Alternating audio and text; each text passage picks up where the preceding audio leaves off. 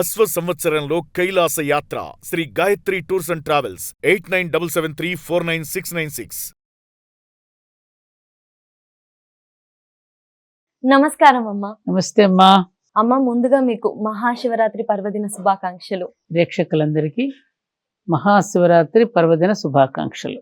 అమ్మ, అన్ని శివరాత్రుల కంటే కూడా మహాశివరాత్రి చాలా ప్రత్యేకమైంది కదా, దీని వెనుకున్న కారణం ఏమిటి? ప్రతి నెల మాస శివరాత్రి అని వస్తుంది. మహాశివరాత్రి అని ఎందుకన్నారంటే ఆ మహాదేవుడైనటువంటి ఆ పరమశివుడి యొక్క లింగోద్భవం, అంటే లింగాకారంలో ఆయన ఆవిర్భవించినటువంటి రోజు మహాశివరాత్రి.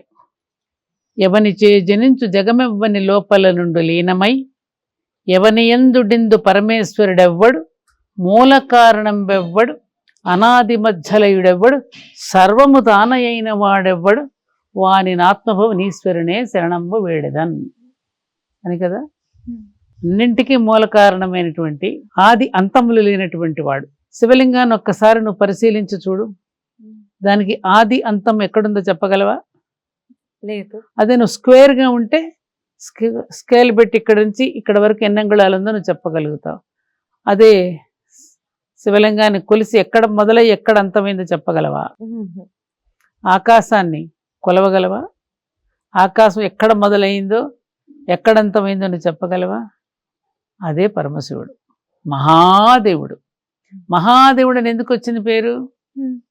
ఎవ్వరూ తీసుకోలేనటువంటి విషయాన్ని ఆయన మీద ఉన్నటువంటి అపారమైనటువంటి నమ్మకంతో, విశ్వాసంతో, ధైర్యంతో ఆ విషయాన్ని అన్ని లోకాలని మంగళప్రదం చేయడానికి, ఆ విష ప్రభావానికి ప్రపంచం లోను కాకుండా ఉండడానికి తాను స్వీకరించిన వాడు ఎక్కడ పెట్టుకున్నాడు? కంఠంలో. అది చేయగలిగింది ఎవరు? ఒక పరమశివుడు. అందుకనే మహాదేవుడు అయ్యాడు ఆయన. అటువంటి మహాదేవుడిని మహాశివరాత్రి రోజున అందరూ శ్రద్ధాభక్తులతో ధన్యవాదాలు చెప్పుకుంటూ తమ అహంకారాన్ని విడిచిపెట్టవలసిన రోజు. అహంకారం ఎందుకన్నాను ఇక్కడ ప్రత్యేకించి? దీని వెనుక ఒక చిన్న కథ ఉంది. బ్రహ్మ, విష్ణు, మహేశ్వరులు మూడు తత్వాలు. బ్రహ్మ అంటే పోషణ, విష్ణు అంటే బ్రహ్మ అంటే సృష్టి, విష్ణు అంటే పోషణ, పోషించేవాడు. ఈయనేమో లయకారుడు, అంటే తనలోకి తాను మళ్ళీ లీనం చేసుకునేవాడు, నాశనం చేసేవాడు కాదు, తనలోకి లయం చేసుకునేవాడు పరమశివుడు. ముగ్గురు ఒకరే, ఒక్కొక్క పని చేస్తున్నప్పుడు ఆ పేరుతో పిలువబడుతున్నటువంటి మూడు తత్వాలు. అలాంటి సత్వగుణ, రజోగుణ, తమో గుణాలకి ప్రతీకలైనటువంటి బ్రహ్మ, విష్ణు, మహేశ్వరులకి మధ్య ఒక సంఘటన జరిగింది. ఏమిటంటే, ఒక పెద్ద కాంతిపుంజం, బ్రహ్మ విష్ణువులిద్దరూ నేను గొప్ప నేను గొప్ప అని ఇద్దరు వాదించుకుంటున్నారు. విష్ణువుదేమో సత్వగుణం, బ్రహ్మదేవుడిదేమో రజోగుణం, శివుడిదేమో తమోగుణం. ఈ మూడు గుణాలకి ప్రతీకలు వీళ్ళు ముగ్గురు. నేను గొప్ప నేను గొప్ప అని ఇద్దరు వాదించుకుంటూ ఉంటే, మీరిద్దరిలో ఎవరు గొప్ప నేను నిర్ణయిస్తాను, మీకు ఒక పోటీ పెడుతున్నా, నా పోటీలో ఎవరు గెలిస్తే వాళ్ళు గొప్పని నిరూపిద్దామని చెప్పి పోటీ పెట్టాడు ఈ కాంతిపుంజం. ఆ కాంతిపుంజం ఎవరో కాదు, పరమశివుడే. ఏమ్మా?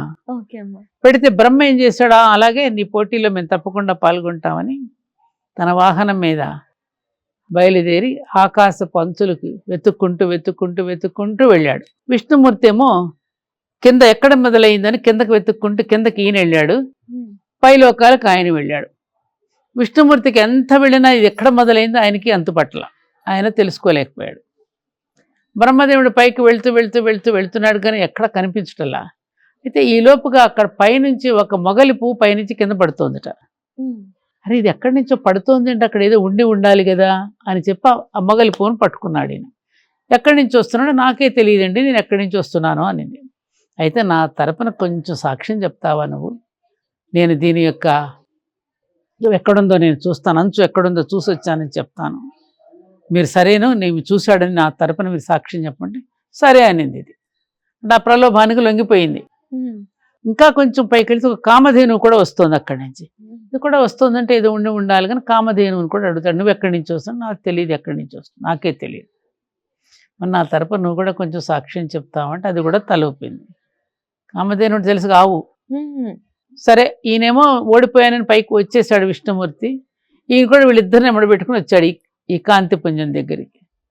వస్తే విష్ణుమూర్తి, నాకు దీని మొదలు ఎక్కడో నేను తెలుసుకోలేకపోయినా, నాకు ఎక్కడ కనిపించలేదు, నేను ఓడిపోయాను. సరే మరి నువ్వేం చేసావయ్యా అని అడిగాడు. అరే నేను చూశాను, మీకు కావాలంటే వీళ్ళిద్దరినే సాక్ష్యం అడగండి అంటే, ఏమ్మా అంటే అవునండి చూశాడని మగ ఆయన అడిగితే ఆవుని తల ఊపింది చూశాడని. అప్పుడు ఏం చేశాడు, అబద్ధం ఆడేది కాబట్టి మొగలి పువ్వుకి నీకు పూజార్హత లేదు పొమ్మన్నాడు. పూజకి నీ పుష్పాన్ని మొగలి పువ్వుని భగవంతుడి సన్నిధానంలో పెట్టడానికి నీకు అర్హత కోల్పోయావు, అబద్ధం ఆడావు కాబట్టి. ఆవుని కూడా ఏమన్నాడు, నువ్వు కూడా అబద్ధపు సాక్ష్యం చెప్పావు కాబట్టి నీ ముఖానికి పూజ లేదు, తోకకే పూజ, అందుకని ఆవుకి పృష్ఠభాగంలోనే మనం పూజ చేస్తాంగా. మరి బ్రహ్మదేవుడికి అబద్ధం ఆడితే అంత శిక్ష వేస్తే అందుకు బ్రహ్మదేవుడికి ఏమి శిక్ష వేశాడు, ఓ విష్ణుమూర్తి ఈయనున్నాడుగా, నువ్వు అబద్ధం ఆడకుండా నిజం చెప్పావు కాబట్టి, ఓడిపోయాను ఒప్పుకున్నావు కాబట్టి నీకు ఆలయాలు కట్టి పూజిస్తారు. బ్రహ్మదేవుడికి ఏమని చెప్పి అబద్ధం చెప్పావు కాబట్టి నీకు ఎక్కడ ఆలయాలు లేవని ఇలా చెప్పాడని మన పురాణ గాథ చెప్తూ ఉంటారు. దీనిని బట్టి ఏమర్థం అవుతుంది మనకి, శివరాత్రి ఆ రోజునే కదా లింగోద్భవం అయింది, తన కాంతి దర్శనమిచ్చాడు కదా, ఆది అంతములు లేనటువంటి పరమశివుడు లింగోద్భవంలో కనిపించాడు మనకి, లింగాకారంలో కనిపించాడు.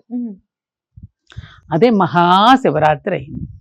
రాత్రి ఎందుకయింది, ఇప్పుడు నేను ఆ లైట్ చూస్తూ ఉంటే ఆ లైట్ అలా చూసి కాసేపు నేను చూసుకుంటే నాకు ఇటు చూస్తే నాకు చీకటి కనపడుతుంది కదా, అలాగే ఆ కాంతి పుంజాన్ని చూసినటువంటి మనకి ఒక్కసారి చీకటి అయింది, రాత్రి ఏర్పడింది, అదే శివరాత్రి.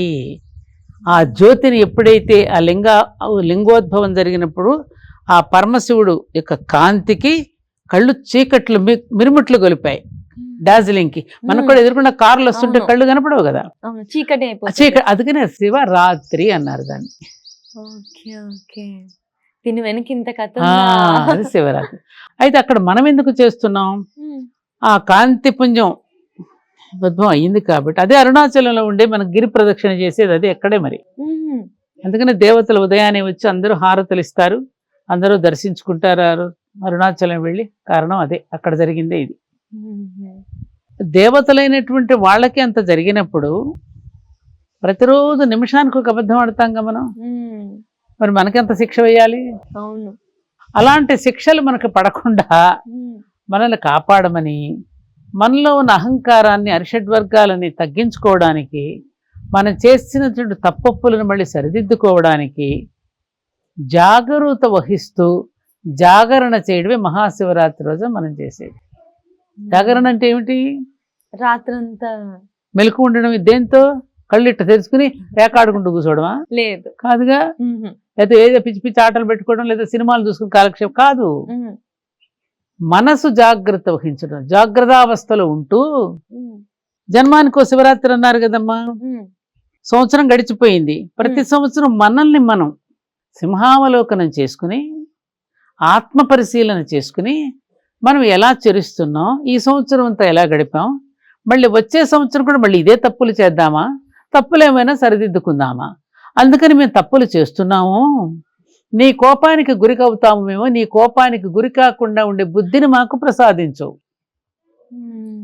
ధర్మాన్ని అతిక్రమిస్తున్నాం కదా మేము, ధర్మాన్ని అతిక్రమించినప్పుడు ఏమవుతుంది, చెడ్డ ఫలితమే వస్తుంది కదా. అవునమ్మా, ఇప్పుడు అమ్మ వంట చేసిందని చెప్పి మనం బాగా మంచి పిండి వంటలు చేసిందని అధికంగా తిన్నాం అనుకో ఏమవుతుంది, సోలం ఒక పోటు పొడుస్తుంది, కడుపు నొప్పి వచ్చేస్తుంది. అంటే నువ్వు అతిక్రమించి తిన్నావు కదా, పెగ్గు మీద పెగ్గు వేసి 10 పెగ్గులు తాగేస్తే ఏమవుతాడు వాడు, హెల్త్ ఇష్యూస్ వస్తాయి, ఆరోగ్యంగా.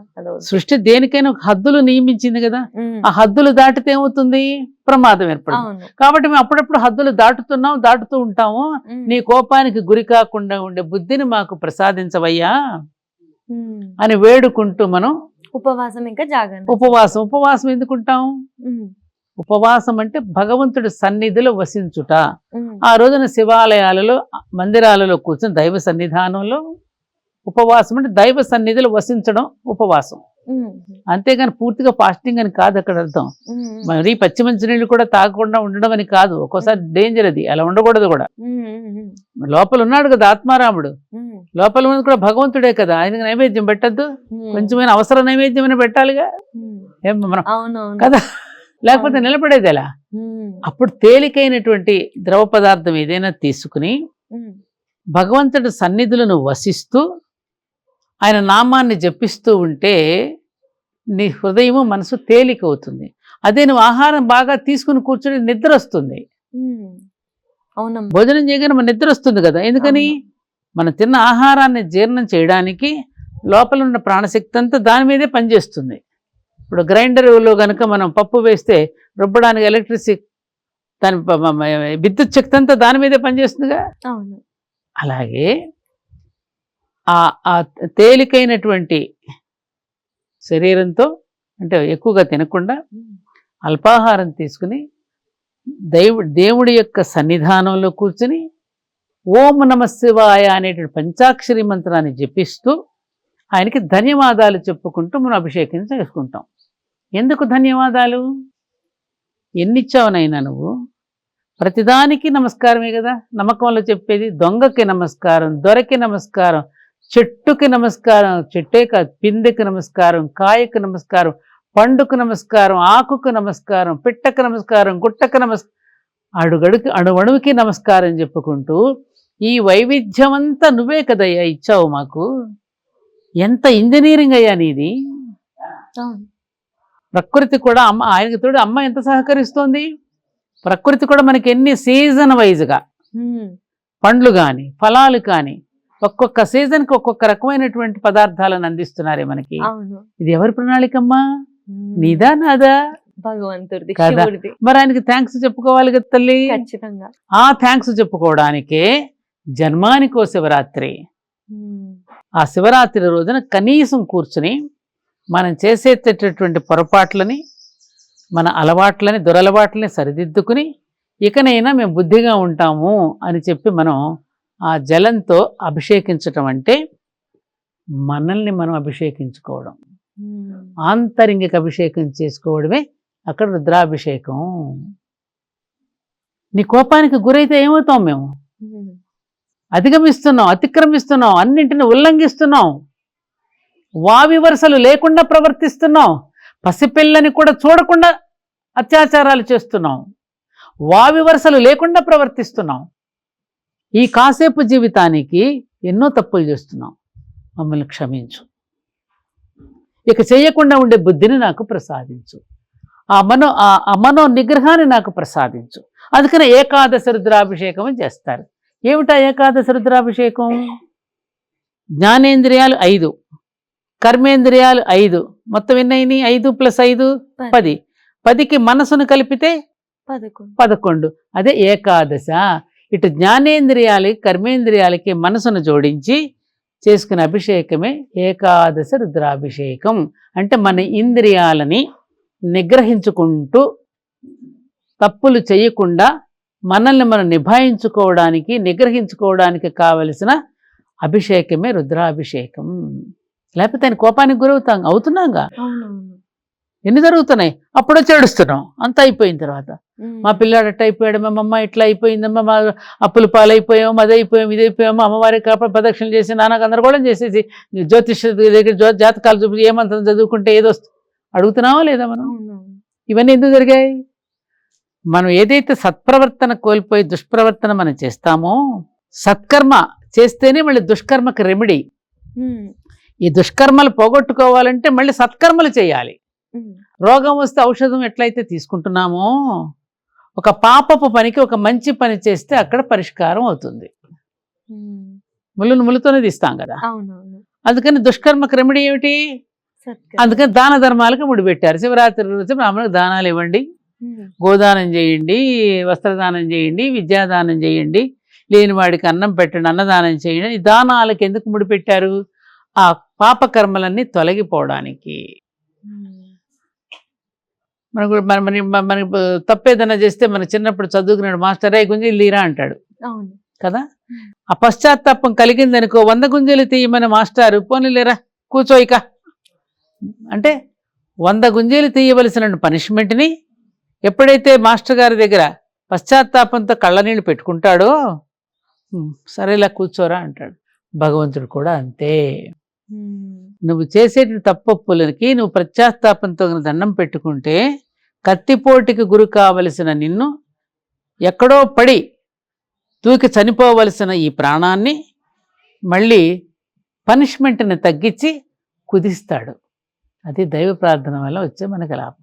అందుకనే శివరాత్రి రోజున ఆలయాలు కిటకిటలాడిపోతూ ఉంటాయి ఎక్కడ చూసినా. అవునమ్మా, అందుకే జన్మానికి ఈ సత్యాన్ని మనం గ్రహించకుండా ఊరికే వెళ్ళి ప్రదక్షిణలు చేసేసి కనీసం వస్తారా ఓం నమస్తేవాయ అనండర్రా అంటే కూడా నోరిప్పరు ఎవరు. మళ్ళీ అక్కడికి వచ్చి కూడా సెల్ ఫోన్లే పెట్టి కూర్చుంటారు, ఒకళ్ళొకళ్ళు కబుర్లు చెప్పుకుంటుంటారు. ఆ 10 నిమిషాలు కూడా కాసేపు కూర్చుని ఓం నమస్తేవాయ పంచాక్షరి మంత్రాన్ని నోరారా జపించే స్థితి కూడా మనకు కనపట్టలేదు ఇప్పుడు. భయంతో పరిగెత్తుతున్నారు ఆలయాలకి. భక్తి నీలో ఆర్తి, ఎప్పుడైతే నువ్వు ఆర్తితో పిలుస్తావో తప్పకుండా భగవంతుడు పలుకుతాడు కదమ్మా. అమ్మా అనగానే అమ్మ పలకదు. మన అమ్మ ఎట్లయితే పలుకుతుందో ఆ జగదంబ కూడా అలాగే పలుకుతుంది. ఓం నమ శివాయ. అసలే బోళాశంకరుడు. శివుణ్ణి మనం బోళాశంకరుడు అని ఎందుకు పిలుస్తామమ్మా? ఈ మహాశివరాత్రి మనం నిరూపిస్తుంది దీన్ని. ఇక మంచి ఏడు చూడకుండా ఎవరికైనా ఏదైనా ఇచ్చేస్తాడు, వరాలు గుప్పిచ్చేస్తాడు కదా. ఈయన వరాలు ఇచ్చిస్తుంటే పాప వరాలు ఇచ్చినందుకు గాను జరిగేటటువంటి వీటన్నిటిని తీర్చలేక మళ్ళీ విష్ణుమూర్తి దిగి రావాల్సి వస్తుంది. మన ఇళ్లలో కూడా అంతే కదా. భార్యాభర్త మేము చేస్తుంటాం, మన వరాలు ఇచ్చేస్తుంటాం వచ్చిన వాళ్ళకి. ఎవరైనా అడిగితే తెలుసుకోకుండా అడిగితే వాడెవడు అప్పు తీసుకోవడానికి వస్తాడు. ఆ వచ్చిన వాడు ఎలాంటి వాడో తెలుసుకోకుండా మనం ఇచ్చేస్తూ ఉంటాం. మళ్ళీ ఇవన్నీ తీర్చడానికి వచ్చిన కష్టాలు చేసినా ఇంట్లో మన భర్త ఎవరో ఇబ్బంది పడుతూ ఉంటాడు, లేకపోతే భర్త చేసే పనులు కనుక భార్య ఇబ్బంది పడుతూ ఉంటుంది. ఎందుకండి వచ్చిన ప్రతి వాళ్ళని అలా నమ్మేస్తుంటారు అని. అలా నమ్మేయకూడదండి అని అంటారా లేదా? అలాగే పరమశివుడు కూడా అయ్యా అనగానే ఎటువంటి వాడు చూడకుండా అన్నీ ఇచ్చేస్తాడు. అందుకని బోళాశంకరుడు, ఏ మాలిన్యము లేనివాడు, ఏ మాలిన్యము లేని స్ఫటిక లింగం ఆయన.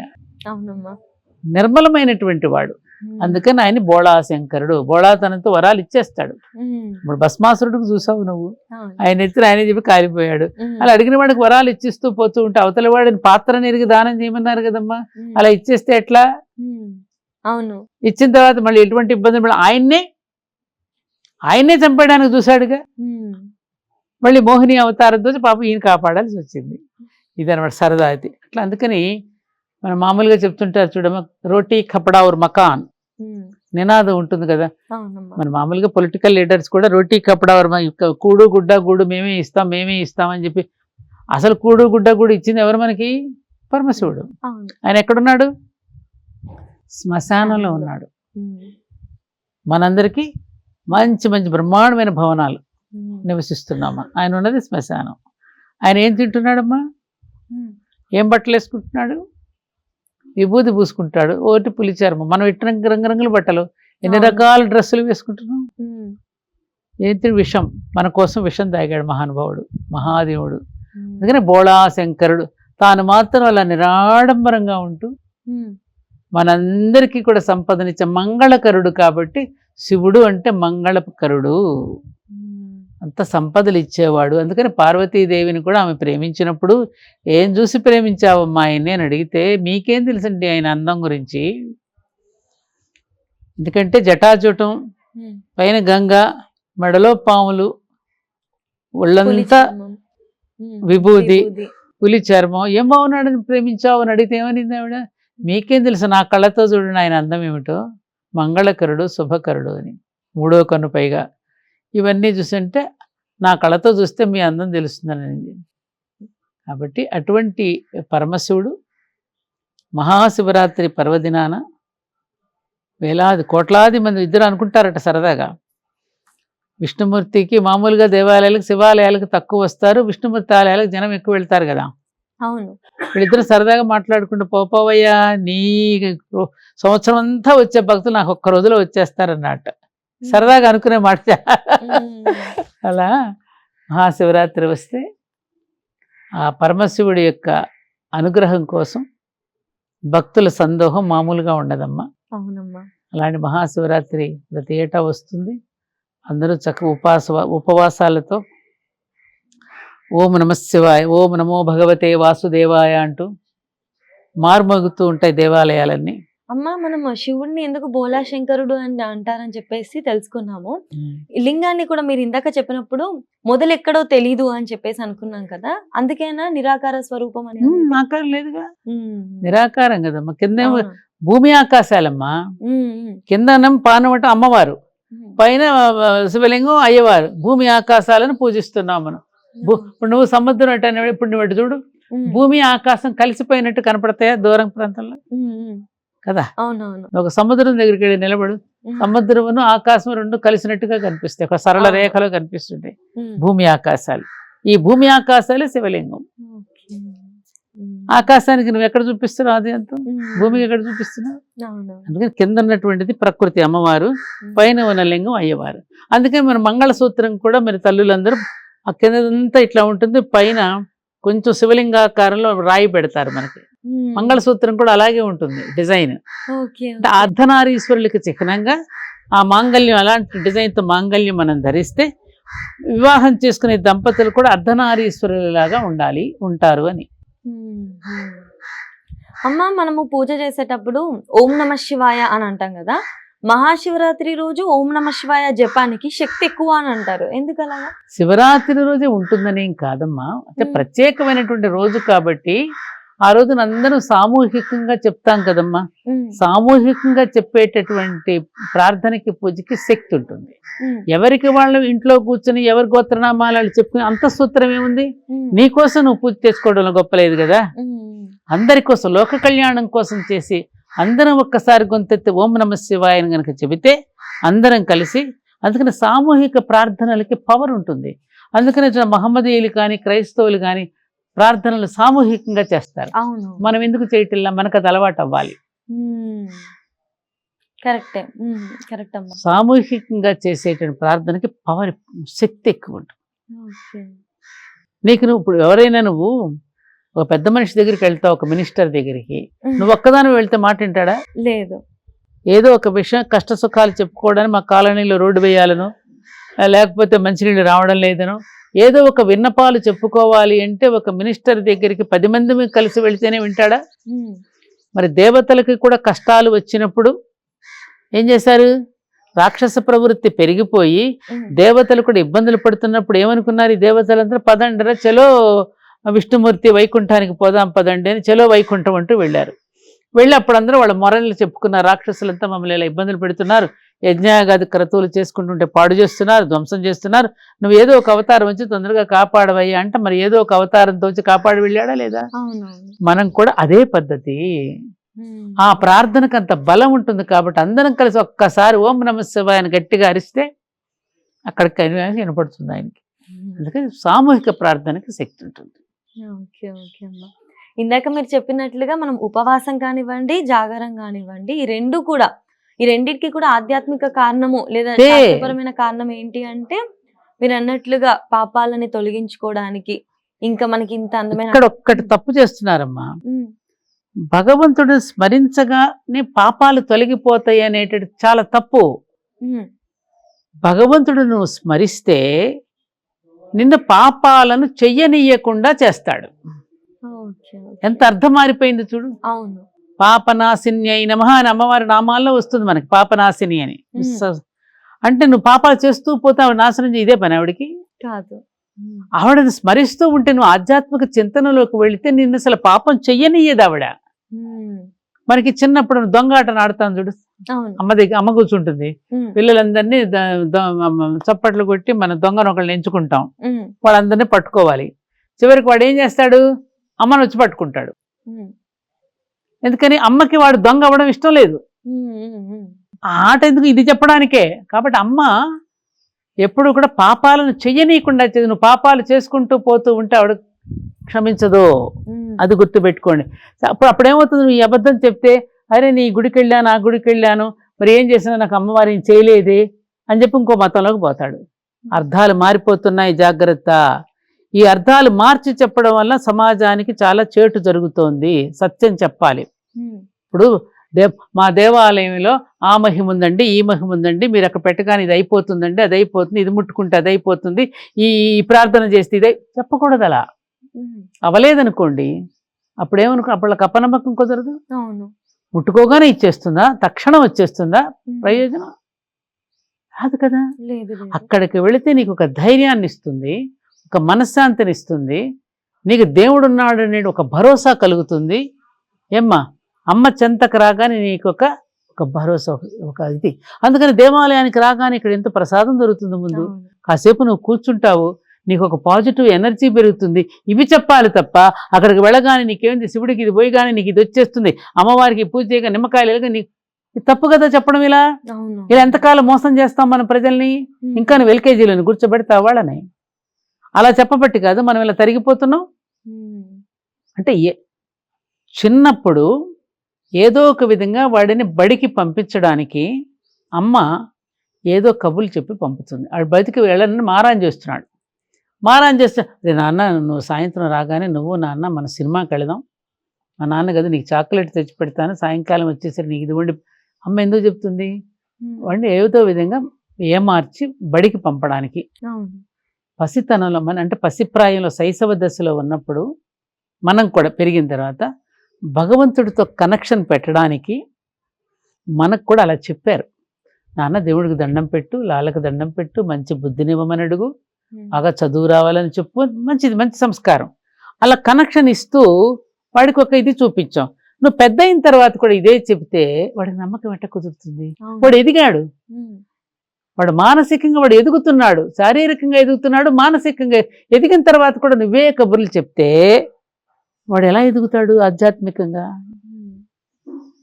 చెప్పమ్మా. అందుకని ఏమవుతుంది, ఇదిగో చూసావు, ఇంకొకళ్ళు వస్తారు అప్పుడు వెంటనే మన దగ్గరికి ఒక పుస్తకం పట్టుకుని, చూసారా మీ దేవుళ్ళకి ఇన్ని మొక్కినా ఏం కాలేదు, మా మతంలోకి వచ్చేస్తే మీకు అన్నీ ఇచ్చేస్తాడు, వెంటనే అయిపోతాయని చెప్పి తీసుకెళ్తారు. అలాగే జరుగుతున్నాయిగా.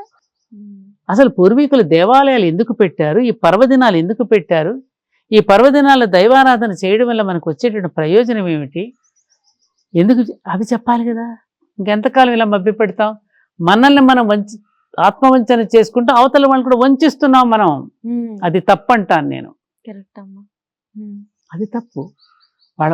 వాళ్ళ మానసికంగా వాడు ఎదిగే క్రమంలో దేవాలయాలు ఉండాలి, కానీ వాడి మానసికంగా ఒక పిచ్చివాడిని చేసేటట్టు ఆలయాలు ఉండకూడదు. ఈ మధ్య కాలంలో నేను చూస్తున్నాను, ఎన్నో రకాలుగా ఇట్లా చెప్పడం వల్ల ఏది జరగకపోయేసరికి పిచ్చెక్కిపోయి తిరిగి ఈ దేవుడు కాదంటే ఆ దేవుడు, ఆ దేవుడు కాదంటే ఈ దేవుడు, ఇక్కడికి పరిగెత్తి పరిగెత్తి పరిగెత్తి చచ్చిపోతున్నారు. ఎక్కడికి పరిగెత్తనక్కర్లా. దేవాలయాలని సమాజ సంక్షేమ కేంద్రాలు. సమాజ సంక్షేమం కోసం ఆలయాలను ఊరికి మధ్యలో పెట్టి ఆ దేవాలయమే ఊరిని మొత్తం పరిపాలించేటట్టుగా తీర్చిదిద్దారు. అన్నం లేనివాడికి అక్కడ అన్నం దొరుకుతుంది, ఆరోగ్యం బాగాలేనివాడికి అక్కడ వచ్చిన తీర్థం తీసుకుంటే ఆరోగ్యం బాగుపడేది. ఎందుకంటే 21 ఔషధాలు కలిపిన తీర్థం ఇచ్చేవారు. దానిలో డాక్టర్తో పని ఉండేది కాదు. ఆచార్యులు వారంటే ఆలయంలో చూసే అర్చకుడికి మొత్తం ఆయుర్వేదం అంతా తెలిసి ఉండేది. పంతులు గారే మనకు మందులు ఇచ్చారు. ఇప్పుడు హాస్పిటల్స్ లేవు. 12 గంటల స్వామివారికి పెట్టిన నైవేద్యం ఆ గ్రామంలో అన్నం లేని వాడికి అన్నం పెట్టేవారు. సాయంకాలం అవ్వగానే అందరిని ఊరు వారందరినీ హరికథలు బుర్రకథల ద్వారా వాళ్ళకు ఒక ప్రచోదనం చేసేవారు. మన స్త్రీలకు కావలసిన కథలు, యువకులకు కావలసిన కథలు, పెద్దవాళ్ళకు కావలసిన కథలు, ఎవరికి కావలసిన కథలను హరికథల ద్వారా వినిపించి భగవంతుడితో ఒక కనెక్షన్ ఏర్పరిచి కష్టాన్ని కూడా ఇష్టంగా మార్చుకునే ఆత్మస్థైర్యాన్ని కథల ద్వారా వినిపించి వాళ్ళ జీవితాలు బాగు చేయబట్టే ఎన్ని సంవత్సరాలు కూడా ఒకే భార్య ఒకే భర్తతో కాపురం చేయగలిగారమ్మ. కారణం ఎందుకోసమే? ఈ ప్రచోదన వలనే, ఈ గాథలు వినిపించడం వలనే, భారతీయ సంస్కృతిని వాళ్ళకి అందించడం వలనే, పురాణ గాథలు చిన్నప్పటి నుంచే వాళ్ళకి గాథలను వాళ్ళ మెదడులో నూరిపోయడం వల్ల అలా కాపురాలు చేయగలిగారు. అవన్నీ ఇప్పుడు మిస్ అవుతున్నారు కదా. ఇప్పుడు ఈ తరం మీ పిల్లలకు తెలియదు కదా. మీరు ఎప్పుడైనా చూసారు ఇవి? విన్నారా? మరి అటువైపు కదమ్మా మనం వెళ్ళవలసింది.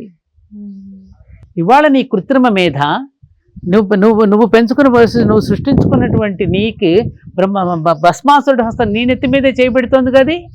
నేను కనిపెట్టాను అన్ని విజ్ఞానంగా పెరిగిపోయాను అనుకుని అదే నీ నెత్తి మీదకి వచ్చి కూర్చుని వాడు నిన్నే నాశనం చేస్తోందిగా. నీ సెల్ ఫోను నీది, నీ కృత్రిమ మీద మోసాలు చేయడానికి, సైబర్ నేరాలు చేయడానికి, ఇవన్నీ నిన్నే నాశనం చేయడానికి వచ్చింది. అరే నువ్వు అడిగావు కదరా, నీకు వరం ఇచ్చాను, అనుభవించు. ఓ సైంటిస్టు, ఓ శాస్త్రవేత్త, ఇవన్నీ నువ్వు నన్ను అడిగావు కదా, ఈ జ్ఞానాన్ని ఇవ్వమని ఇచ్చాను, నువ్వు కనిపెట్టావు, నిజమే, కరెక్టే. కనిపెట్టాక దాని నుంచి తయారు చేసుకున్నావు, అది నీకే శాపం అయింది కదా, మరి అనుభవించు. మన వాళ్ళకి తెలియకనా? మన పూర్వీకులు ఎక్కడ వాళ్ళు అక్కడే కూర్చున్నారు ఋషులు. ఈ ఆత్మను అక్కడికి పంపించారు. సూర్యమండలానికి వెళ్ళొచ్చింది, చంద్రమండలానికి వెళ్ళొచ్చింది, 3 లోకాలు తిరిగి వచ్చింది. విశ్వామిత్రుడు లాంటి మహానుభావులందరూ గాయత్రి మంత్రాన్ని దర్శించి మనకు అందించారు. అవునమ్మా. ఋషుల మార్గం తప్పాం మనం. ఋషువాక్కులు మర్చిపోయి మనుషులు చెప్పే మాటలను నమ్మి పిచ్చివాళ్ళం అయిపోతున్నాం. ఇదమ్మా, నువ్వేదో అడిగితే నేను ఏదో చెప్తున్నట్టున్నాను. వాస్తవం, ప్రాక్టికల్ గా మాట్లాడుకోవాలి కదా. లేదు ఖచ్చితంగా. అంటే మహాశివరాత్రి అప్పుడు ఒకప్పుడు మన పేరెంట్స్ వాళ్ళు మీరు ఇలా జరుపుకునేటప్పుడు ఏవి జరిగేటివి, దాని వల్ల ఒక మనిషి ఏం పొందేవాళ్ళు, ఆ రిలేషన్షిప్ వాల్యూస్. శివరాత్రి వచ్చిందంటే దీపాలు ఆలయంలో వెలిగించిన శివనామ స్మరణతో మార్మోగి 12 గంటల వరకు దైవనామ స్మరణ తప్ప ఇంకోటి ఉండేది కాదు. హరికథలు, బుర్రకథలు, చక్క భజన సంకీర్తనలు, నామస్మరణ తప్ప ఇంకోటి ఉండేది కాదు. అవన్నీ కూడా ఇప్పుడు లేకపోవడంతో ఈ జనరేషన్ వాళ్ళకి తెలియట్లేదు. ఎవరైనా తప్పు చేస్తే వాళ్ళని కోప్పడేవారు, మందలించేవారు. ఆ తప్పు జరిగిన వాడు సరైన శిక్ష వేసేవారు. మళ్ళీ ఇంకో తప్పు జరగకుండా చూసేవారేది. ఆ తప్పులను పట్టికను రాసుకునేవాడే కదా ఆయన. అవునవును. చక్కగా అందరు అర్థం చేసుకోవాల్సింది ఏంటి అంటే, మీరు చెప్పిన విధంగా గుడికి వెళ్ళి మొక్కుకునేది మనం చేసిన తప్పులకి క్షమాపణ అడుగుతూ ఇక మీదట అమ్మవారి అనుగ్రహంతో తప్పులు చేయకుండా ఉండగలగాలి. ఇక మీద తప్పులు చేయకుండా ఉండే బుద్ధిని నాకు గాయత్రి మంత్రం అదేగా చెప్పేది. దాన్ని ప్రసాదించు. సర్వులకు శ్రేయోదాయకమైన మంచి బుద్ధి వైపు నన్ను తెప్పమమ్మా అని అడుగుతున్నాము. అవును. శ్రేయోదాయకమైన మంచి బుద్ధి వైపు నాకు ప్రేరణనివ్వు, ప్రేరేపించు, అదే కదా అడుగుతున్నావు మనం. చిన్నప్పుడు తల్లి కూడా అదే కదా చెప్పింది, నాన్న లాలకు దండం పెట్టు, మంచి బుద్ధి. ఏ తల్లిని మొట్టమొదటిగా పిల్లవాడికి మాటలు వచ్చేటప్పుడు చెప్పే మాటే ఇది. లాలకు దండం పెట్టు, మంచి బుద్ధిని ఇవ్వమని చెప్పు అనడు. అదే గాయత్రి మంత్రం, అదే గాయత్రి మంత్రం. అవునమ్మా, చక్కగా ఉంది. అంటే మీరు చెప్తున్నప్పుడు ఏంటి, మహాశివరాత్రి ఆల్రెడీ మేము చూస్తున్నప్పుడు ఎంత గ్రాండ్ గా ఘనంగా జరుపుకుంటారు అని అక్కడే తప్పొస్తుంది. ఘనంగా జరపడం అనే దగ్గర దెబ్బతింటున్నాం. పంచామృతాలతో మాత్రమే అభిషేకం చేయాలమ్మా. అమ్మ, అభిషేకం అంటే చిన్న సందేహం. అభిషేకం చేసేటప్పుడు బిల్వపత్రం, నీరు, పాలు ఇవన్నీ కూడా ఉంటాయి. బిల్వపత్రంతో అర్చన చేస్తాం. బట్ అన్నిటి వెనుక ఉన్న అంతర్గత అర్థం ఏంటమ్మా పదార్థాల వెనుక? అంటే అమ్మా, పంచామృతాలు ఉంటాయి కదా, అవి ఇది శరీర ఆరోగ్యానికి చాలా మంచివి. ఆవు పాలు అన్ని జ్ఞానమేగా. ఆవు పెరుగు, ఆవు నెయ్యి, తేనె, చక్కెర ఎందుకు వేస్తున్నారంటే చక్కెర న్యాయంగా అయితే వేసేవారు కాదు. ఈ ఆవు నెయ్యి ఇదంతా అసలు లింగానికి పట్టు ఉంటుంది కదా, కొంచెం గరుకుగా ఉంటుందిగా, దాని తింటే జిడ్డంతా పోతుంది. మనకు స్క్రబ్ అంటాం కదా మనం తోమేటప్పుడు, అలా ఉపయోగపడుతుంది అంతే. ఇప్పుడు స్నానం చేసిన తర్వాత మనం కూడా నలుగు పెట్టుకుంటాంగా, ఆ నలుగు పెట్టడానికి ఉపయోగపడుతుంది పంచదార, అంతే తప్ప దాంట్లో ఏం లేదు, ఒక మధురం. సో ఈ పంచామృతాలు మిగిలినటువంటి 4 పదార్థాలు ఏవైతే ఉన్నదంతా ఆరోగ్యానికి మంచిది. దానికి అభిషేకం చేసినటువంటిది మళ్ళీ మనమే తీర్థంగా తీసుకుంటాం. రెండవది ఏంటంటే, అక్కడ కాస్మిక్ ఎనర్జీ అనేది శివలింగం నుంచి అద్భుతంగా ప్రసరిస్తుంది. దాన్ని ఎప్పటికప్పుడు నీటితో చల్లబరుస్తూ ఉండాలి, లేకపోతే ఒక్కొక్కసారి ఏంటంటే భిన్నం కూడా అయిపోతాయి. అది మనకు అధికంగా గనుక మనకి విద్యుత్ ప్రసరణ జరిగితే ఫ్యూజ్ అయిపోతాను చూడు, అట్లా. అందుకని దాని మీద ధారాపాత్ర పెట్టి ఎప్పుడు దాని మీద నీటి చుక్క పడేటట్టుగా అరేంజ్ చేయడానికి కారణం ఏంటంటే, ఆ శివలింగం నుంచి కాస్మిక్ ఎనర్జీ ప్రసరణ బాగా. అందుకని దాని చుట్టూ, ఆలయం చుట్టూ ప్రదక్షిణ చేయడంలో ఆ లింగం నుంచి వచ్చేటటువంటి ఆ కాస్మిక్ ఎనర్జీని, అందుకనే దోబతే కట్టుకురమ్మడానికి కారణం ఏమిటంటే, పైపంచ వేసుకుని చొక్కా లేకుండా రమ్మనడానికి కారణం ఆ కాస్మిక్ ఎనర్జీని మనం తీసుకోవడం కోసం. స్త్రీలకు ఏంటి, ఆల్రెడీ స్త్రీలో పురుషుడి కంటే ఆ ఎనర్జీ ఎక్కువ ఉంది ఆవిడకి. అందుకని ఆవిడకి అక్కడ ఆ రకమైన పరిమితులు పెట్టలేదు. శక్తి స్వరూపిణి అన్నారు కానీ స్త్రీని, పురుషుడిని శక్తి స్వరూపుడు అన్నారా? లేదు. విన్నావు ఎక్కడనా శక్తి స్వరూపుడు అని? శక్తి స్వరూపిణి ఎవరు? అమ్మే. అందుకని అటువంటి నియమాలు పురుషుడికి పెట్టారు, పురుషుడికి కావాలి అది. సో ఆ పంచామృతాలు మనం అభిషేకానికి వాడేటి అన్నివి కూడా మనకి ఆరోగ్యాన్ని, మనకి ఆరోగ్యం మంచిది మనకు కాబట్టి. ఈ మధ్య కాలంలో ఏమిటంటే ఎవరు చెప్పినా వినరమ్మా, ఎంత చెప్పినా వాళ్ళ భక్తిని అలా చాటుకుంటారు పాపం.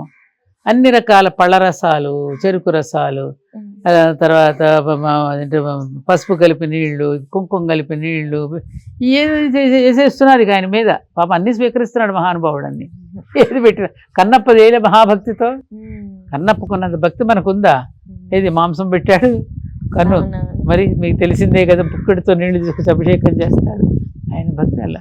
ఇట్లా ఏమిటంటే కొన్ని ఏదో ఘనంగా చెయ్యాలని అనుకోవటం అనేటువంటి కాదు. పాలం, పుష్పం, పత్రంతో చాలు.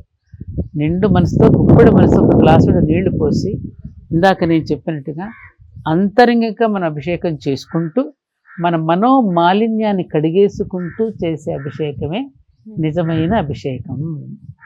మనోమాలిన్యాన్ని కడిగేసుకుంటూ మన దీనికి పట్టిన బూజుని దులిపేసుకుంటూ కడిగేసుకుంటూ అక్కడ చేయటమే ఆయన అనుగ్రహాన్ని పొందగలుగుతాం. మనం ఏదో చేస్తున్నప్పుడు లింగానికి అభిషేకం చేస్తున్నాం అనుకుంటాం, పొరపాటు. కాదు, మనలో ఆయన చేయటానికి మనమేమరని చెప్పు.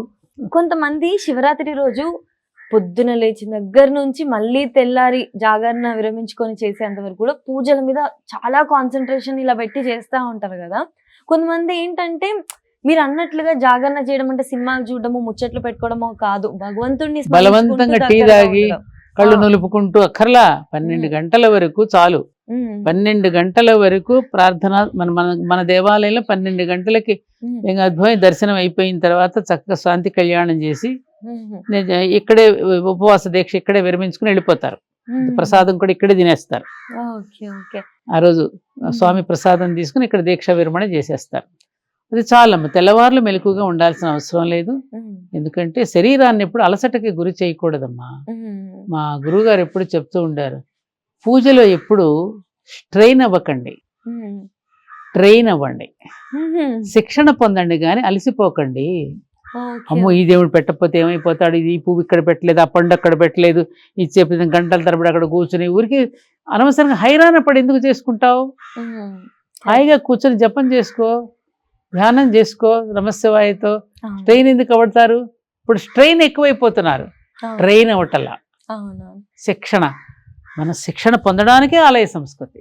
నేను అదే అడగాలనుకుంటున్నా అమ్మా, ఆ శివతత్వాన్ని అర్థం చేసుకోవడం ప్రధానమా లేదా పూజా విధానాలపై దృష్టి పెట్టడం ప్రధానమా? పూజా విధానం మీద దృష్టి పెట్టచ్చు. పూజా విధిని విధానంగా చేయడం వల్ల మనకు ఒక క్రమశిక్షణ అలవాటు అవుతుంది. ఏ పదార్థం తర్వాత ఏది పెట్టాలి. ఇప్పుడు మన ఇంటికి వచ్చిన అతిథిని వరుసగా ఎట్లా గౌరవిస్తున్నాం? గేట్ లోకి రాగానే రండి, కాళ్ళు కడుక్కో, దాక్షాయణి రామ్మ అంటాను. తర్వాత దాక్షాయణి కాళ్ళు కడుక్కోమ్మా అంటాను. తర్వాత ఇదిగోమ్మ మంచినీళ్ళు తీసుకోమ్మా అంటాను. తర్వాత ఏం చేస్తా, రామ్మ ఆసనం వేసి కూర్చోమ్మా అంటాను. తర్వాత దాక్షాయణి స్నానానికి రామ్మ అని స్నానానికి నీళ్లు పెడతాను, స్నానం సమర్పయామి. ఆ తర్వాత అమ్మ టవల్ కూడా పెట్టాను రా అంటాం, వస్త్రం సమర్పయామి. అమ్మ రా దాక్షాయణి భోజనానికి అంటాను, నైవేద్యం సమర్పయామి. ఆ తర్వాత అమ్మ వెళ్ళొస్తానమ్మా అంటావు నువ్వు, నమస్కారం అమ్మ, నీరాజనం సమర్పయామి. ఏంటమ్మా ఒక ఇంటికి గెస్ట్ వస్తే అవన్నీ కూడా పూజల్లో బాగా అదే మరి షోడశోపచార పూజ అంటే నువ్వు ఇంటికి వచ్చిన అతిథికి ఏ ఉపచారాలు అయితే చేస్తున్నావో అదే ఉపచారాలు ఇక్కడ నువ్వు చేస్తున్నావు కదా. ఆ సజీవ విగ్రహానికి కావలసినటువంటి ఉపచారాలను దేవుడి దగ్గర నువ్వు ట్రైనింగ్ అవుతున్నావు. అర్ఘ్యం పాద్యం ఇవన్నీ ఏంటి? ట్రైనింగ్. రేపు నువ్వు ఇంటికి వచ్చే బంధువులకు కూడా నువ్వు అలాగే, అందుకే అతిథి దేవో భవ అన్నారు. చాలా బాగా చెప్పినారు ఈ మాటలు. వచ్చిన దగ్గర నుంచి వెళ్ళేదాకా కూడా మనం తర్వాత నువ్వేం చేస్తావు, మళ్ళీ షోడశోపచార పూజను చేస్తావు, 108 స్తోత్రాలతో పొగుడుతావు. అదెప్పుడు చేస్తావు? నీకేదైనా లోపల ఒక కోరిక ఉంది, అమ్మవారి దగ్గర అయ్యవారి దగ్గర, నీ సహజం కదమ్మా, తప్పులేదుగా.